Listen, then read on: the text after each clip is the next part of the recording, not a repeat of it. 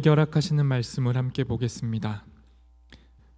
오늘의 말씀은 로마서 6장 3절에서 4절까지의 말씀입니다. 신약성경 로마서 6장 3절에서 4절까지의 말씀입니다. 저 여러분이 한 목소리로 함께 읽도록 하겠습니다. 무릇 그리스도 예수와 합하여 세례를 받은 우리는 그의 죽으심과 합하여 세례를 받은 줄을 알지 못하느냐. 그러므로 우리가 그의 죽으심과 합하여 세례를 받음으로 그와 함께 장사되었나니 이는 아버지의 영광으로 말미암아 그리스도를 죽은 자 가운데서 살리심과 같이 우리로 또한 새 생명 가운데서 행하게 하려 함이라. 아멘. 네, 저는 오늘부터 약 4주 동안에 로안 윌리엄스라는 신학자가 쓴 그리스도인이 된다라는 것, 그리스도인이 된다는 것이라는 이 제목의 책을 중심으로 그리스도인의 삶을 좀 나눠보고자 합니다. 첨언을 한다면 이 책에 대한 너무도 좋은 리뷰 영상이 우리 청년다움 채널에 곧 올라갈 거예요. 네, 청년다움 유튜브 채널, 네, 구독과 좋아요, 알람 설정 해주십시오, 여러분. 네, 도와주시고요. 많이 봐주세요.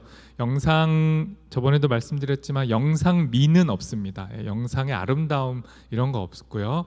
그냥 거의 설교 같은 그런 내용들이지만 우리 청년들한테 조금이라도 신앙의 이야기가, 기독교 신앙의 이야기가 부디 화석화되지 않기를, 의미 없는 이야기가 되지 않기를 바라는 마음으로 올리고 있으니까요. 꼭 봐주시고요. 나름 재밌게 하려고, 웃겨보려고 목사님들이 막 노력을 해요. 되게 짠하게 모니터링 다시 해보면 진짜 안 웃기거든요. 근데 막 그 억텐 올려가면서 정말 노력을 합니다. 그래서 틈틈이 시간 나실 때 시청을 해주시면 좋을 것 같고요. 이 4주간의 설교와 함께 그 영상을 시청하시면요, 그리스도인의 삶이 도대체 뭔가 다시 한번 이해하고 정리하는데 도움이 될 것 같습니다. 여러분, 그리스도인의 삶을 구성하는 핵심적인 4가지 요소가 있어요. 그 책에도 자세히 다뤄지는데요, 그건 바로 세례, 성경, 성찬, 그리고 기도입니다. 이 4가지가 그리스도인의 삶을 이루는 기둥들이에요. 근데 이 4가지는요 다 행위입니다. 그러니까 여러분, 그리스도인의 삶은 뭐예요? 행함이죠. 말로만, 머리로만, 이론으로만 가득한 그리스도인의 삶은 표현되지가 않아요. 세상이 그 빛을 볼 수가 없어요. 아무리 우리끼리 모여서 우리끼리 행위를 해도 세상이 보지 못한다면 그건 잘못됐다고 할 수는 없지만 부족한 것이죠. 예수님께서 우리 안에서만 그 빛을 드러내라 하지 않으셨거든요. 산 위에 동네가 되고 세상이 알 수 있게끔 나아가 전하라고 하셨어요. 그러니 그리스도인의 삶을 이루는 이 세례, 성경, 성찬, 기도를 통해, 이 행위들을 통해 그리스도인의 삶의 본질을 실천해 나갈 수 있었으면 좋겠습니다. 그것을 위해서 오늘 첫 번째로 세례를 살펴보고자 합니다. 아직 세례를 받지 못하신 분들은 오늘 말씀을 통해서 세례가 무엇인지 숙고해 보시고 세례 받으시기를 제가 정말 바라요. 그리고 이미 세례를 받으신 분들은 내가 받은 세례가 어떠한 의미인지를 다시 점검하시고 그 세례로 그리스도인의 삶을 정직하게 살아갈 수 있기를 또한 바랍니다. 또 참고로 말씀드리면 세례식은 이제 10월에 우리 교회에서 거행이 돼요. 그래서 그 전에 내가 이번엔 세례를 받고 싶다 하는 분들은 기도해 보시고 준비하신 다음에 세례 받았으면 좋겠습니다. 오늘의 본문, 이 세례를 다루고 있는 본문을요, 공동번역 개정으로 한 번만 더 읽어보도록 하겠습니다. 네, 우리 함께 읽겠습니다. 세례를 받고 그리스도 예수와 하나가 된 우리는 이미 예수와 함께 죽었다는 것을 모르십니까? 과연 우리는 세례를 받고 죽어서 그분과 함께 묻혔습니다. 그래서 그리스도께서 아버지의 영광스러운 능력으로 죽은 자들 가운데서 다시 살아나신 것처럼 우리도 새 생명을 얻어 살아가게 된 것입니다. 아멘. 여러분, 이것이 세례의 의미입니다. 오늘의 본문은 세례라는 기독교의 의식 안에 담긴 의미를 보여주는 거예요. 이걸 압축하고 요약해서 제가 설명해 본다면, 세례란 예수와 함께 물에 잠겼다가 예수와 함께 물에서 나와서 예수와 함께 새로운 삶을 사는 것, 여러분, 이게 세례입니다. 더 요약해 보면요, 예수와 함께 죽고 예수와 함께 사는 것이 세례예요. 더 쉽게 설명을 드리기 위해서 이미지로 봐볼까요? 네. 이미지로 한번 띄워주시죠. 세례를 이미지로 본다면 예수님과 함께 삶의 가장 깊은 밑바닥, 그 물 아래로 내려가는 겁니다. 네, 안 뜨네요. 네, 괜찮습니다. 화살표 생각하시면 돼요. 세례란 물 아래로 깊이 내려가는 겁니다. 그리고 나서 예수님과 함께 다시 물 위로 올라오는 거예요. 위로 올라오는 게 세례죠. 그리고 그 새로운 생명을 옷 입어서 이제 어떻게 해요? 앞으로 걸어 나가는 겁니다. 아래, 위, 그리고 다시 앞으로. 이것이 세례라고 할 수 있습니다. 여러분, 세례가 한자라서 또 잘 안 와닿으실 수 있는데요, 세례는 말 그대로 씻는 예식입니다. 무언가를 씻어내는 것이죠. 세례는 보통 기독교 내에서 두 가지 의식으로 치러져요. 하나는 진짜 물 아래로 몸이 잠겨졌다가 다시 올라오는 세례, 보통 침례라고 하고요. 침례교도 있잖아요. 이 침례 의식을 강조하는 또 기독교 분파가 있고요. 약식으로 머리에 물을 붓거나 머리에 물을 닿게 하는 것, 그것을 세례로 행하는 교회들이 있습니다. 그 형식에는 차이가 있지만 세례는 다 무엇을 의미하냐면요, 어떤 한 개인이, 한 존재가 교회라는 새로운 새 가족의 공동체로 받아들여지는 행위인 거예요. 그러니까 진짜 교인이 되는 행위가 세례인 거죠. 이 세례는 원래 물에 잠긴다라는 의미만 갖고 있었어요. 물에 잠긴다. 그런데 기독교의 세례에는 보다 중요한 의미가 담겨요. 그게 뭐냐면요, 개인이 물에 잠길 때 개인이 잠기는 게 아니라 예수님도 함께 잠긴다라는 거예요. 이게 기독교 세례의 의미죠. 그래서 오늘의 본문 3절이 세례를 그리스도와 함께 죽는 것이라고 표현을 한 거예요. 여러분, 세례를 통해 우리는요, 예수님과 함께 죽는 거예요. 더 자세히 설명하자면 세례를 통해 우리는 예수님의 죽으심의 자리로 내려가는 겁니다. 세례 받을 때 우리도 예수님의 자리까지 내려가는 거예요. 이 세례가 어떻게 시작되었느냐? 예수님의 세례를 통해 시작되었는데요. 누가복음 3장 21절에서 22절 우리 함께 읽겠습니다. 백성이 다 세례를 받을세 예수도 세례를 받으시고 기도하실 때에 하늘이 열리며 성령이 비둘기 같은 형체로 그의 위에 강림하시더니 하늘로부터 소리가 나기를 너는 내 사랑하는 아들이라 내가 너를 기뻐하노라 하시니라. 여러분, 세례의 시작이 예수님 세례인데요, 예수님도 세례를 받으셨어요. 그 말은 예수님 전에도 세례는 존재했다라는 말이죠. 그런데 기독교가 의미하는 세례는 예수님이 받으신 세례와 함께 시작된 거예요. 근데 예수님이 받으신 세례에 중요한 것들이 등장하는데 그게 뭐냐면 물, 성령, 그리고 소리, 이런 이미지들이 등장해요. 그런데 여러분, 물과 성령과 소리가 동일하게 표현되는 장면이 또 있어요. 혹시 맞추실 수 있을까요? 좀 어려운 질문이었는데, 물과 성령과 소리가 함께 일했던 그 장면이 예수님 세례 말고도 태초에 천지가 창조될 때 이 현상이 일어났어요. 아무것도 없는 흑암으로 가득한 그 물만 가득한 그 상태에서 성령이 그 위에 운행하셨고 그때 하나님의 소리가 발하면서 세상이 창조됐어요. 여러분, 그러니까 예수님의 세례랑 뭐가 연결되는 거예요? 세상의 창조가 연결되는 거죠. 그러면 세례가 뭡니까? 하나님 안에서 우리가 새롭게 창조되는 사건이에요. 그러니 세례를 받을 때 우리는 다시 태어난다라고 고백하는 겁니다. 그리고 우리가 세례를 받을 때 다시 태어날 때 새로운 정체성이 부여돼요. 그게 뭐예요? 예수님이 오늘 들으셨던 이 음성, 하나님의 소리, 너는 내 사랑하는 딸이요 아들이라. 이 음성이 세례를 받을 때 우리 안에 들려지는 거예요. 우리는 세례를 통해 예수님과 연합하고 하나님의 자녀로 다시 태어나죠. 이 세례를 생생하게 기억하고 전달하고자 수많은 역사 속에서 기독교는 노력했어요. 그 결과물 중에 하나가 이 동방교회 쪽에서 사용하는 그 성화, 이콘이라고 불리는 그림인데요. 이 그림을 통해 우리의 신앙의 선조들은 세례 의미를 전달하고자 했습니다. 혹시 이 그림이 예수님이 세례를 받으시는 그림인데요. 이 그림을 자세히 보시면 예수님이 물에 잠겨 있어요. 그런데 예수님이 물에 잠길 때 어떤 일이 벌어지냐? 그 물, 단순한 물이 아니고 성경에서의 물은 혼돈을 의미해요.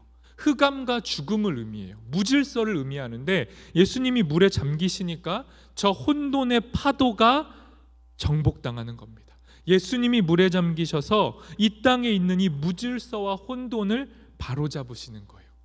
예수님이 세상을 다시 창조하신다라는 게 저 그림 안에 담겨져 있습니다. 그러니 우리는 세례를 통해서 우리의 옛된 낡은 속성, 우리의 혼돈과 어둠으로 가득한 그 옛된 모습을 벗어버리는 거예요. 그리고 우리의 낡은 인간성이 참된 새로운 인간성으로 회복된다. 이것이 세례에 담긴 의미입니다. 다시 정리하면요, 세례라는 건 새로운 인간성의 정체성을 부여받는 거예요. 우리가 어떻게 살았던지 상관없이 세례를 통해 우리는 새로운 존재가 되는 겁니다. 이것이 에베소서 4장에 잘 나타났어요. 공동번역 개정으로요, 우리 함께 읽어보도록 하겠습니다. 같이 읽겠습니다. 옛 생활을 청산하고 정욕에 말려들어 썩어져가는 낡은 인간성을 벗어버리고 마음과 생각이 새롭게 되어 하나님의 형상대로 창조된 새 사람으로 갈아입어야 합니다. 새 사람은 올바르고 거룩한 진리의 생활을 하는 사람입니다. 여러분, 눈을 크게 뜨시고 오늘의 본문과 방금 읽은 본문을 보셨다면 두 본문이 어때요? 똑같습니다. 쌍둥이 같은 본문이에요. 저도 읽다가 놀랐어요. 너무도 유사하고 같은 본문이에요. 이 본문으로 세례를 표현해 보자면 세례가 뭐예요? 옛된 죄악의 옷을 벗어버리고 하나님의 형상이라는 새로운 옷으로 갈아입는 것, 이게 세례예요. 이게 에베소서에서 말씀하고 있는 세례입니다. 세례는 새 옷 입고 새로운 삶을 사는 거예요. 하나님께서 세례를 통해 의도하시는 것이 분명해졌습니다. 하나님은 우리가 예수 그리스도를 통해 새 옷을 입고 하나님의 딸과 아들로 불리면서 새로운 삶을 살아가기를 원하시는 거예요.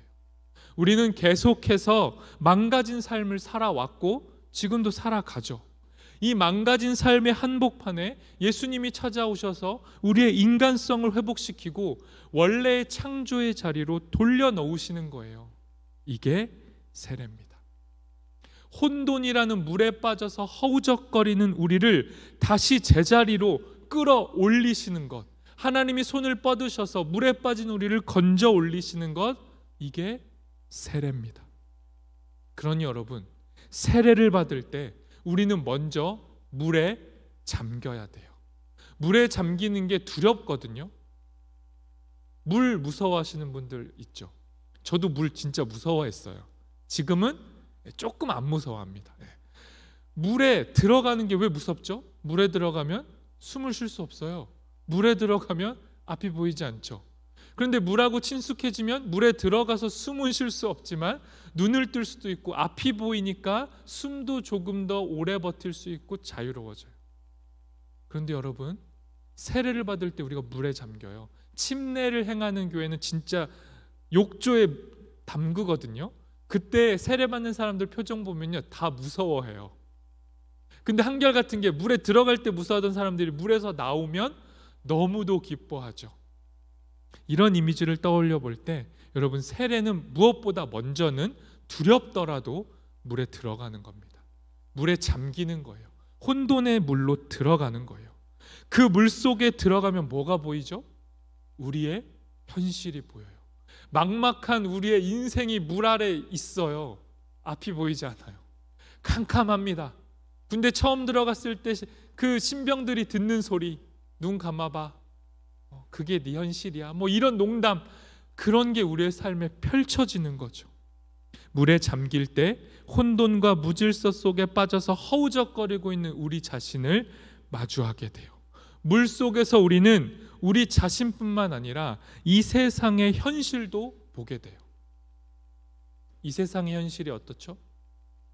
비인간적이고 무질서로 망가져 있어요. 우리가 물에 잠기는 세례를 통해 우리는 나와 이 세상의 현실을 바로 보게 됩니다. 그리고 그 깊은 어둠 속에서 다시 생명의 빛으로 올라오게 돼요. 창조되게 되는 것이죠. 그러니 여러분, 세례를 받았다, 세례를 받은 존재가 되었다, 나 드디어 세례 받았어 라는 건 세례 받았기 때문에 새로운 존재로 거듭나는 건 맞지만, 세례 받았기 때문에 이제는 세례 받지 못한 자와 내가 분리되거나 특별한 지위와 권위를 획득하는 게 아니에요. 뭐 지금은 여러분 중에 난 세례 받았어, 나는 성찬식 할 때 빵 먹을 수도 있고 포도주 먹을 수도 있어, 뭐 이게 자부심으로 느껴지는 분이 별로 없을 수도 있는데요, 예전에는 이게 굉장히 문제가 됐어요.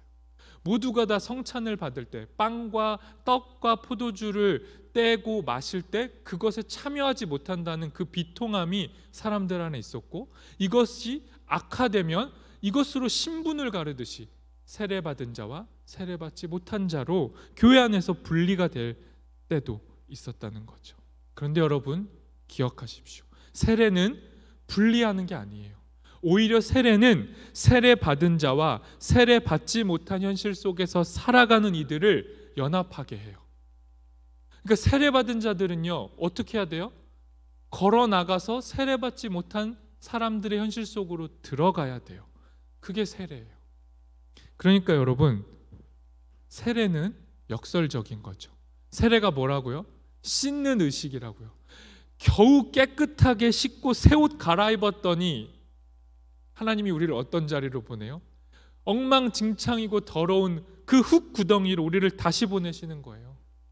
방금 깨끗해졌는데 다시 흙 속으로 들어가라는 것이죠. 그리고 그 흙 속에 들어가서 그 때 묻은 현상 속에, 현실 속에 다시 우리도 때 묻으라고 하시는 거예요.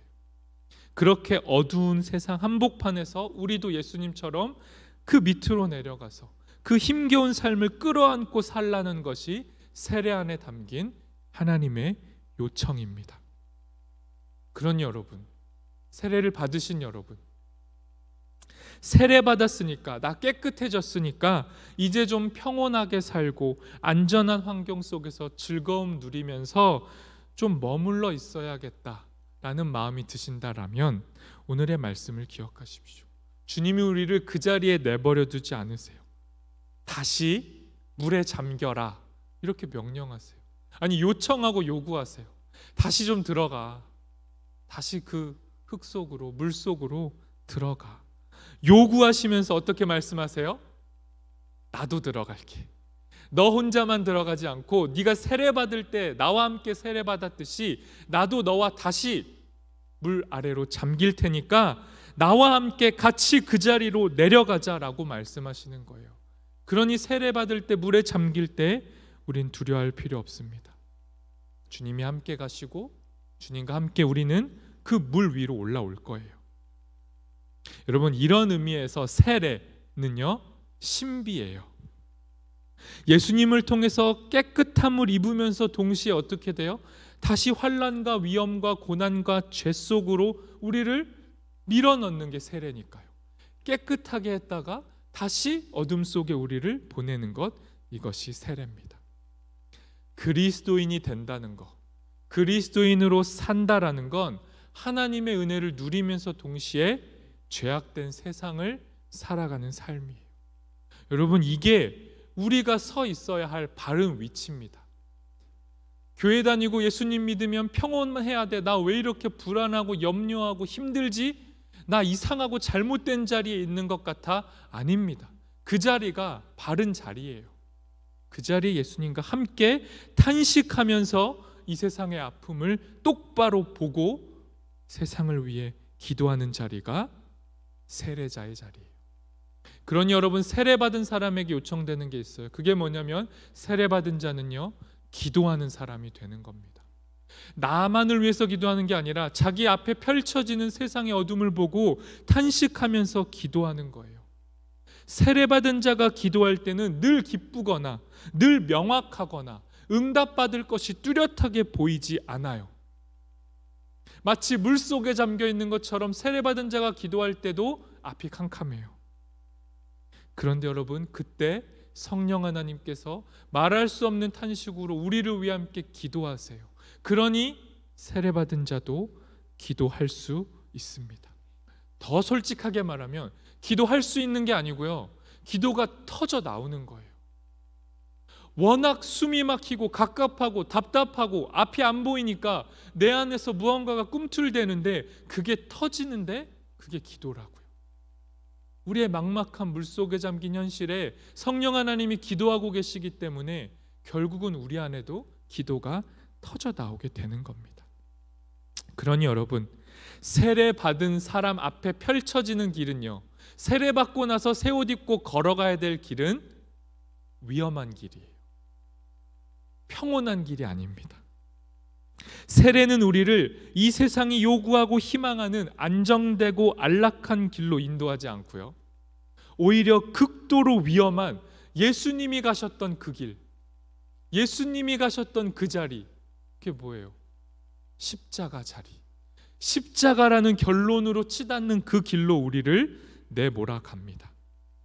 그러니 여러분, 저는 여러분 중에 세례받지 못한 분들이 모두 다 세례받기를 원하지만 동시에 세례를 받으면 위험한 길에 노출된다라는 말을 드릴 수밖에 없어요. 세례를 받으셨다면 여러분 앞에 펼쳐지고 있는 위험한 길이 여러분의 길이에요. 제가 세례를 받았잖아요. 제가 세례 받았으니까 목사가 됐죠. 당연히 세례 교인이 목사가 될 수 있어요. 여러분, 은근히 교회에서 세례 교인이 아니면 할 수 없는 게 꽤 많아요. 여러분 지금 경험하고 계시는 선거, 투표, 항존직 선거, 세례 교인이 아니면 투표권이 없죠. 안타깝게도. 투표권 없고 세례받지 않았다고 해서 하나님 사랑에서 벗어나 있다? 그런 말 아니고요. 교회에서 정치와 조직과 제도로서의 교회 안에서 자신의 권리를 행사하는데 이 세례 교인이 중요하다라는 거예요. 그런데 여러분, 제가 세례받고 세례교인 되었고 목사까지 됐는데요, 제가 세례를 받아 보니 정말 세례 이후의 삶은 힘들어요. 세례받기 전보다 더 힘들어요. 그래도 여러분, 세례 받으십시오. 왜 세례 받은 다음에 더 힘들어지냐면요, 원래도 어둠인데 세례를 받고 나니까 이 땅이 얼마나 어두움인지가 더 보여서 그래요. 내가 얼마나 어둠에 사로잡힌 존재인지가 너무도 잘 보인단 말이에요. 그럼에도 여러분, 이 위험한 길, 이 세례가 우리를 생명의 길로 인도합니다. 어둠의 현실을 직시하게 하고 그리고 나서 우리를 생명의 길로 이끌어가요. 그러니 여러분, 세례 받음으로 우리가 누리는 가장 큰 축복은요, 가장 큰 선물은 세례를 받고 난 다음에 우리 앞에 함께하고 있는 먼저 세례받은 또 다른 사람들, 다시 말해서 교회 안에 우리와 함께하고 있는 형제자매 공동체, 그 식구들이 세례받은 자의 최대의 선물입니다. 왜냐하면 여러분, 혼자서는 이 세상이 너무 힘들어서 못 살아요. 못 버틴단 말이에요. 그런데 세례를 받고 나니 세상이 환해지진 않았는데 더 어두워졌는데, 나 혼자 어두운 게 아니라 나와 함께 기도할 수 있는 누군가가, 세례받은 누군가가 함께하고 있다는 게 깨달아지는 거예요. 그러니 세례받으면 힘이 생기고 생명의 길로 갈 수 있어요. 함께 걸어갈 수 있어요. 그러니 여러분, 아무 조건 없이 예수 안에서 새로운 식구가 되었다라는 그 이유 하나만으로 우리를 위해 기도할 수 있는 누군가, 그 형제자매가 있다라는 게 교회의 희망이죠. 이 누군가의 기도와 사랑을 공급받음으로 우리는 이 땅을 살아갈 수 있어요. 그러니 여러분, 세례를 통해 서로가 서로에게 얽힐 수 있었으면 좋겠습니다. 여러분, 삼겹줄은 쉽게 안 끊어져요. 우리가 홀로 있으면 한 줄인데요, 우리가 둘이 되고 셋이 돼서 함께 엮이기 시작하면 우리는 단단한 줄로 연결되는 겁니다. 세례를 받으면 삼겹줄처럼 연결돼요. 그런데 여러분, 세례를 받았음에도 이 얽히는 삶을 거절하는 사람들이 꽤 많아요. 교회 안에 얽히는 거, 누군가랑 연결되는 게 굉장히 불편하게 느껴지는 사람들 많아요.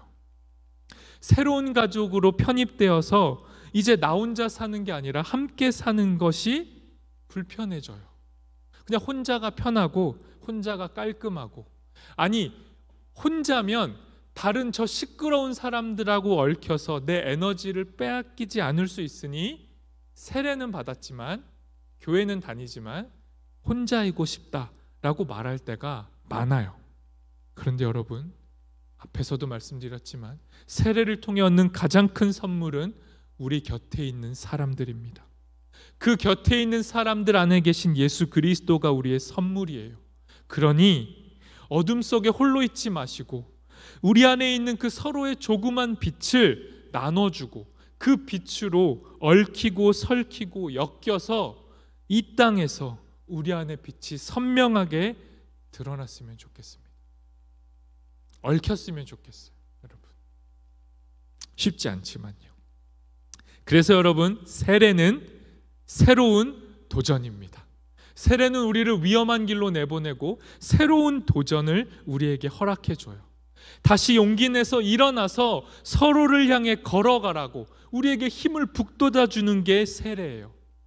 그러니까 여러분, 세례식은 세례 받는 자만의 축제가 아니에요. 만약에 세례식이 세례 받는 자만을 위한 거면 그 사람 따로 떼어놓고 목사님이 그 사람한테 세례하면 되죠. 그런데 꼭 세례식은요, 모든 성도가 보는 현장에서 이루어집니다. 왜 그러냐면요, 세례는 공동의 의식이기 때문이에요. 세례 받는 자와 이미 세례를 받은 자와 아직 세례를 받지 않은 자가 한 예배 공간에 같이 있어요. 그럴 때 세례를 받으면 세례 받는 자에게 축복이 임하고 세례를 받지 않은 자에게 세례에 대한 기대가 임하고 세례 받은 자에게 새로운 힘이 부어지는 거예요. 그래서 우리가 세례식을 함께 하는 겁니다. 이제 제가 이 세례의 설명을 조금 멈추고 세례 받은 사람한테 부여되는 새로운 정체성 세 가지, 새로운 인간성 세 가지를 예수님에게 사용된 호칭을 통해서 살펴볼게요. 딱 세 가지인데요, 세례를 받으면 새로운 정체성이 부여됩니다. 그게 예언자, 제사장, 왕이라는 정체성이에요. 예언자, 제사장, 왕이라는 정체성은 원래 누구의 것이죠? 예수님의 것입니다. 예수님이 예언자고 제사장이고 왕이신데 세례를 받으면서 우리는 예수님의 정체성을 부여받게 돼요. 그러니 세례받은 자에게는 저 세 가지 정체성이 동일하게 부여됩니다. 첫 번째, 먼저 예언자를 살펴볼게요. 여러분, 교회 안에서 예언자라는 말 정말 많이 쓰이고요, 예언서, 선지서 다 같은 말인데요, 이 예언자라는 것이 너무도 많이 우리에게 노출이 되죠. 그런데 여러분, 예언자는요, 미래의 일만을 말하는 직분을 받은 자가 아니에요. 미래의 일을 말하는 직분은요, 예언자의 직분 중에 굉장히 소수입니다. 훨씬 더 큰 정체성이 있어요. 그게 뭐냐면 예언자는 하나님의 백성의 원래의 정체성, 하나님 백성이 가지고 살아야 할 그 본분된 그 신분, 그것을 회복하는 일이 예언자의 일이에요. 그러니까 예언자가 무슨 일을 하냐면 인간성을 회복해 주는 일을 하는 겁니다. 그래서요, 세례받은 자가 예언자적인 임무를 수행하려면, 세례받았기 때문에 세례받은 자도 예언자로 살아갈 때 그 삶을 살아가려면 뭐가 필요하냐면 비판적이고 문제를 제기하는 사람이 돼야 돼요. 예언자는요, 비판적이고 문제를 제기하는 사람이거든요. 어그러진 교회의 모습을 보고 이거 아니야, 이렇게 살면 하나님 백성으로 살 수 없어, 문제를 제기하는 사람이에요. 그러니 세례를 받은 우리는요, 교회가 어긋난 길로 갈 때 다시 돌이키자고, 바른 길로 좀 회복되자고 쓴소리를 하는 사람이 돼야 되는 거예요. 하나님께서 주신 그 선물을 망각하고 제자리에 주저앉아서 울고 멈춰있는 그 누군가에게 다가가서 그게 네 자리가 아니야, 일어나, 그리고 세상으로 나아가자라고 말해주는 자, 그 사람이 예언자입니다. 그러니까 여러분, 세례를 받으셨다면 어떻게 해야 돼요? 옆에 있는 형제자매에게 예언을 하셔야 돼요. 예언해 주셔야 돼요. 서로가 서로에게 상기시켜줘야 됩니다. 뭐가 진짜 그리스도인의 삶인지. 이렇게 의기소침하고 무기력하고 나약하고 나 자신밖에 모르고 내 기도밖에 하지 않는 게 과연 그리스도인인지 상기시켜줘야 돼요. 야, 그거 아니지 않냐? 야, 우리가 예수님 만났을 때 그게 전부 아니었잖아. 우리 좀 더 큰 그림 봤잖아. 우리 왜 이렇게 요즘은 힘이 없지? 서로를 일으켜 세워주고 날카롭고 예리하게 갈아주는 게 예언자, 예언하는 겁니다. 괜히 한마디 더 붙이면 혹시 그런 분 없겠지만, 아, 날카롭고 예리한 소리를 해주는 게 예언이 맞구나, 아, 내가 틀린 게 아니네, 아, 계속 잔소리하고 쓴소리하고 쟤한테 가서 너 이렇게 살면 안 돼, 요런 말, 상처 주고 날카로운 아픈 말을 해도 되는구나. 네, 그런 말 아니죠, 여러분. 예언은요, 날카롭고 예리한 말이긴 한데 마음속에 담긴 태도가 달라요. 예언자들은 긍휼과 사랑과 뜨거움을 가지고 서로를 품어냈어요. 그 뜨거움을 가지고 쓴소리를 한 거죠. 그러니 예언을 하시려면 자신의 마음 상태 점검을 해보셔야 됩니다. 처음으로 돌아가자. 우리의 원래 모습, 하나님이 의도하신 그 모습 회복하자. 하나님의 형상으로 돌아가자. 서로 어긋날 때마다 이 예언을 해줘야 돼요. 세례를 통해 우리가 서로에게 예언하는 소명을 부여받았다면 우리는 교회를 넘어서 세상을 향해서도 예언해야 돼요. 우리가 세상을 향해 예언하는 이 역할이 너무도 미흡한 게 사실이에요. 우리가 교회 안에서는 서로를 향해서 날카로운 말을 할 수 있지만 세상을 향해서는 소리를 내지 못할 때가 많아요. 특히 요즘 이 시대의 교회는 더 그렇죠. 요즘 교회가 무슨 발언권이 있습니까? 말하려고 그러면 뭐라 그래요? 교회는 조용해라. 다 말해도 되는데 교회는 말하지 마. 너네는 책임이 있지 않냐. 이 코로나에도 책임이 있고 너네는 조용해라는 쓴소리를 우린 들어요. 그런데 여러분, 우린 세상을 향해 예언해야 됩니다. 이 사회에서 벌어지는 어떤 그 쟁점, 정치적이고 문화적이고 경제적인 이슈에 내 소리, 내 입장을 분명하게 밝히는 것만이 예언이 아니고요. 더 깊이 들어가 봐야 돼요. 이 사회에서 벌어지고 있는 일을 내가 과연 당연하게 받아들여도 되나? 지금 이 시대에서 벌어지는 일들이 우리를 어디로 이끌어가는 거지? 이 시대가 요구하는 스펙에 맞춰서 살면 결과물이 뭘까? 이렇게 예언을 해봐야 돼요.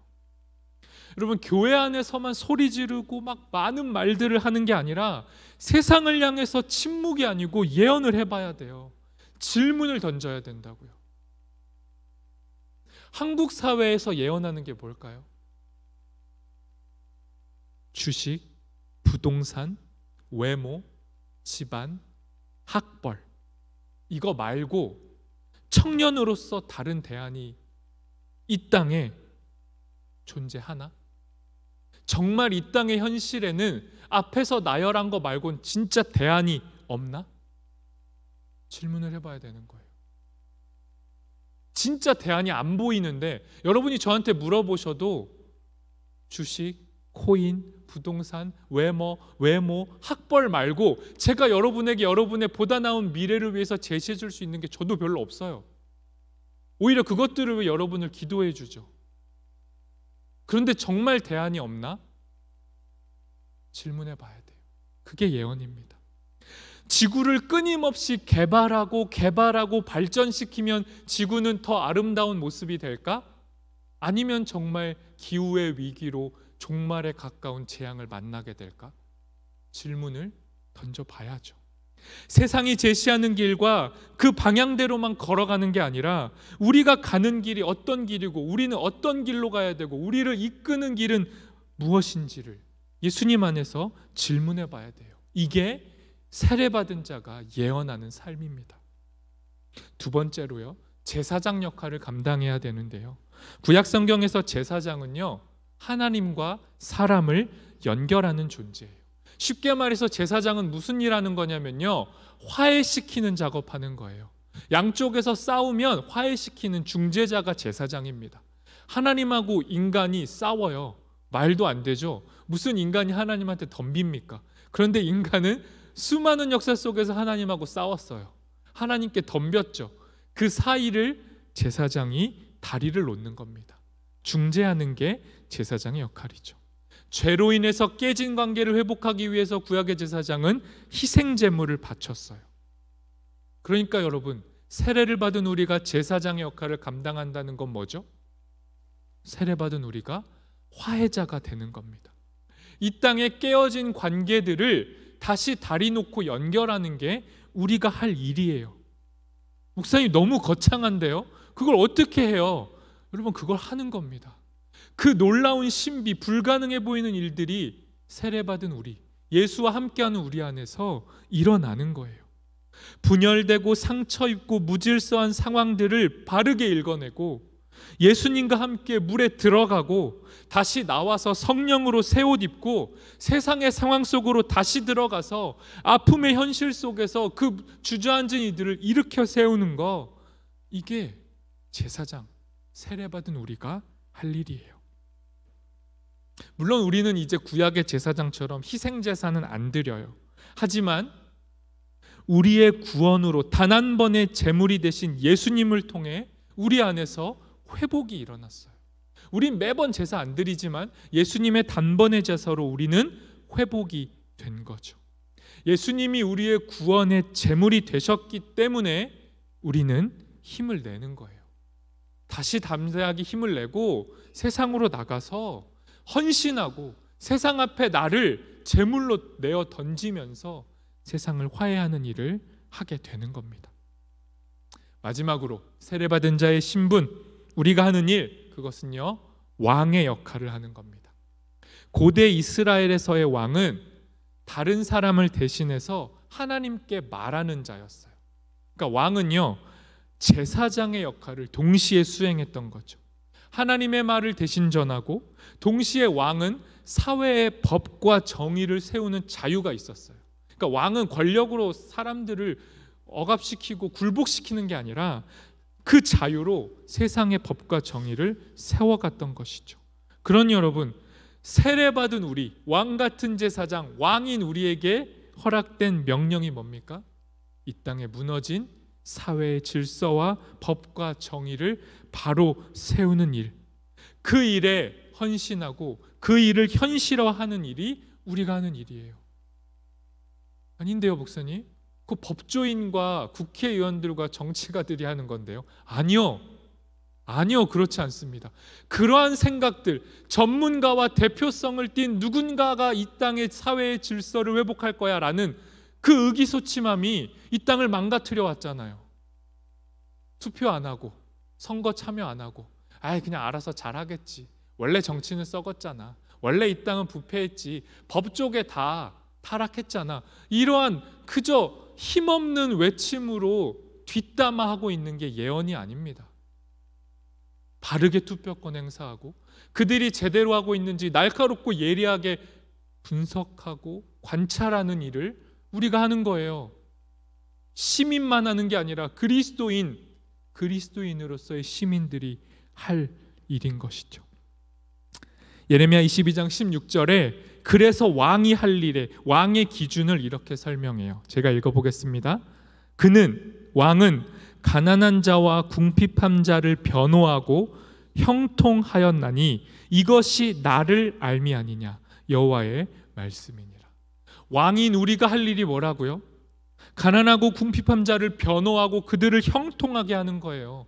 그것이 하나님을 아는 삶이라고 말씀하는 겁니다. 그러니 여러분, 세례를 받으셨다면, 세례를 받으실 거라면 우리의 삶과 환경과 이 땅을 치유하고 변화시키는 일에 우리를 내어 던지는 거예요. 세례를 받은 삶이란 무엇인가? 제가 설교를 시작하면서 했던 그리스도인의 삶이 도대체 뭐냐? 교회 다니는 이들의 삶이 뭐냐? 세례받은 자의 삶이 뭐냐? 정리하면요, 예언자처럼 세상을 향해, 서로를 향해 불편하지만 꼭 필요한 질문을 던지는 겁니다. 또 세례받은 자는요, 제사장처럼 화해를 이루기 위해서 깨진 관계 속에 들어가서 그들을 중재하는 거예요. 세례받은 자는요, 왕처럼 왕의 자유를 가지고 이 땅에 하나님의 정의와 자유를 실현해 내가는 겁니다. 힘들어도, 완전히 부족해 보여도, 불가능해 보여도 그 삶을 걸어가는 것, 이것이 세례받은 자의 삶입니다. 말씀을 정리하겠습니다. 여러분, 세례는요, 기독교 역사 속에서 언제나 뜨거운 핫 이슈였어요. 세례 가지고 우리가 지금 생각하면 그렇게 싸울 일은 아닌데 세례를 가지고 엄청나게 싸웠어요. 뭐 어떻게 싸웠냐면요, 세례받는 게 깨끗이 씻기는 거고 세례받는 게 새로운 존재가 되는 거면 세례받은 다음에는 죄를 지을 수 없다. 세례를 받았으면 죄 지을 수 없고 세례를 통해 새로운 피조물로 거듭났으면 옛된 모습, 옛 속성, 낡은 인간성은 완전히 폐기돼야 된다. 이런 생각을 가진 사람들이 많았어요. 말씀에 그렇게 보이니까요. 세례를 받고 예수와 함께 죽으면 새로운 피조물이다 했으니 세례 받았으면 이제 완전히 깨끗한 존재가 돼야 될 것 같은데 왜 싸웠냐? 현실은 그렇지 않으니까요. 저도 세례 받았고 여러분도 세례 받으셨다면 아시겠지만 세례 받은 이후에 우리의 삶은 깨끗하지 않아요. 다시 낡은 인간성으로 돌아가고요, 여전히 죄악에 머물죠. 조금도 성장하지 않은 것처럼 보여요. 세례 받아도 그렇습니다. 그런데 여러분, 그게 결론이 아니에요. 로마서 7장 21절 25절을 마지막으로 세 번역으로 읽어보도록 하겠습니다. 세례 받았지만 우리 안에 담긴 모습 한번 같이 읽어보겠습니다. 같이 읽겠습니다. 여기에서 나는 법칙 하나를 발견하였습니다. 곧 나는 선을 행하려고 하는데 그러한 나에게 악이 붙어 있다는 것입니다. 나는 속사람으로는 하나님의 법을 즐거워하나 내 지체에는 다른 법이 있어서 내 마음의 법과 맞서서 싸우며 내 지체에 있는 죄의 법에 나를 포로로 만드는 것을 봅니다. 나는 비참한 사람입니다. 누가 이 죽음의 몸에서 나를 건져주겠습니까? 우리 주 예수 그리스도를 통하여 나를 건져주신 하나님께 감사를 드립니다. 그러니 나 자신은 마음으로는 하나님의 법을 섬기고 육신으로는 죄의 법을 섬기고 있습니다. 이 모습이 세례받은 자의 모습이에요. 세례를 받아도 이 갈등은 존재하는 거예요. 죄의 세력은 우리를 여전히 지배하고 남아 있어요. 주님이 다시 오실 때까지 우리는 그 죄의 세력에서 완전히 빠져나올 수 없어요. 죄가 우리를 계속 지배합니다. 죄의 포로로 잡혀 살아가요. 그래서 이 지금 고백을 어떻게 해요? 난 너무 비참합니다 라고 고백하는 거예요. 이게 솔직한 고백, 세례받은 저의 고백이고 여러분의 고백이죠. 세례받았는데 조금도 나아지지 않았어요. 비참해요. 여러분이 죄를 많이 져서 그런 게 아니고요, 세례를 받았는데도 비참한 게 우리의 모습이에요. 우리는 하나님 뜻대로 살지 못해서 탄식합니다. 그런데 이 말씀이 우리에게 희망이 되는 건 세례받은 자는 이 애통함 속에서 동시에 감사를 노래해요. 나는 비참한 자인데 동시에 주님 감사합니다. 뭐 자아분열자가 아니고요, 앞에서 비참하다고 하다가 갑자기 찬양하니까 조울증처럼 보이는데 그렇지 않고요. 이게 바른 모습이에요. 나는 마음으로는 하나님의 법을 따르지만 육신으로는 죄의 법을 따르고 있어요 라고 당당하게 고백하는 겁니다. 인정하는 거예요. 그리고 나서 내 비참한 현실을 아파하고 동시에 그럼에도 나를 구원하고 지금도 구원하고 계신 하나님을 찬양하는 겁니다. 이 삶이 애통함을 노래하고 즐거움을 찬양하는 이 말할 수 없는 양극단이 함께 섞여 있는 게 세례받은 자의 삶이에요. 그러니 여러분, 의식으로서의 세례는 단 한 번으로 족하지만 구원의 여정이라는 우리의 이 인생에서 세례는 계속 반복돼야 됩니다. 죄가 우리의 눈 가리고 귀를 막고 손과 발을 묶고 세상의 현실 외면하고 살라고 말하고 그냥 네 앞길만 걱정하며 살라고 말하고 다시 어둠과 죽음의 자리로 내려가서 거기에 머물러 있으라고 말할 때 세례받은 우리는 그 어둠의 자리에서 예수님과 함께 빛의 자리로 옮겨 올라올 겁니다. 아무도 그 어떤 소리도 우리를 정죄할 수 없어요. 우리를 위해 물 아래로 내려가신 그 예수님과 함께 우리는 다시 물 위로 올라와서 지금도 우리와 함께 걷고 계시는 예수님과 그 사랑의 길을, 그 위험한 길을 걸어가는 겁니다. 이 길에서 끊어낼 수 있는 건 아무것도 없습니다. 우리 시간 함께 찬양하고 기도하도록 하겠습니다.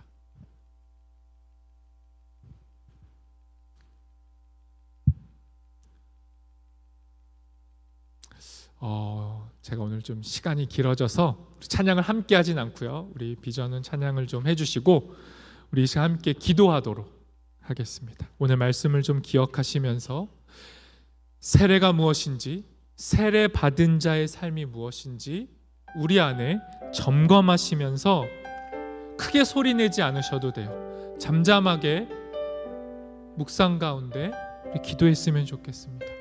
나는 과연 예언자의 말을 하고 있는가? 나는 과연 제사장의 역할을 하고 있는가? 나는 과연 왕과 같이 살고 있는가? 나는 과연 물 아래 잠겨만 있는가? 아니면 물 위로 올라와 있는가? 우리 스스로 우리 안의 삶을 점검하시면서 주님 앞에 기도하도록 하겠습니다. 기도합시다.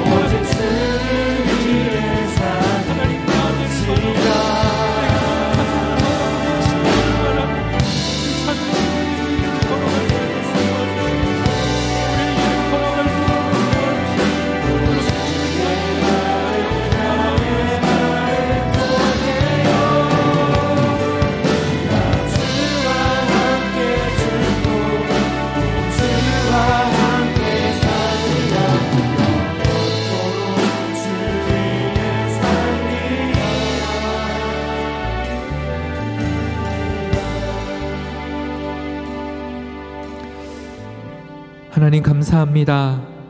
우리에게 세례를 허락하시고 또 우리에게 세례를 허락하겠다 말씀해 주시니 감사합니다. 주님, 세례를 통해 그리스도인답게 그리스도인의 삶을 살아가는 우리가 될 수 있도록 인도해 주시고 가르쳐 주십시오. 침묵하고 있지 않게 하시고 예언자처럼 말하게 하시고 제사장처럼 화해하는 자가 되게 하시고 왕처럼 자유를 가지고 이 땅의 정의와 평화를 위해 움직여 나가는 그런 주의 사람들 다 될 수 있도록 함께하여 주옵소서. 예수님의 이름으로 기도합니다.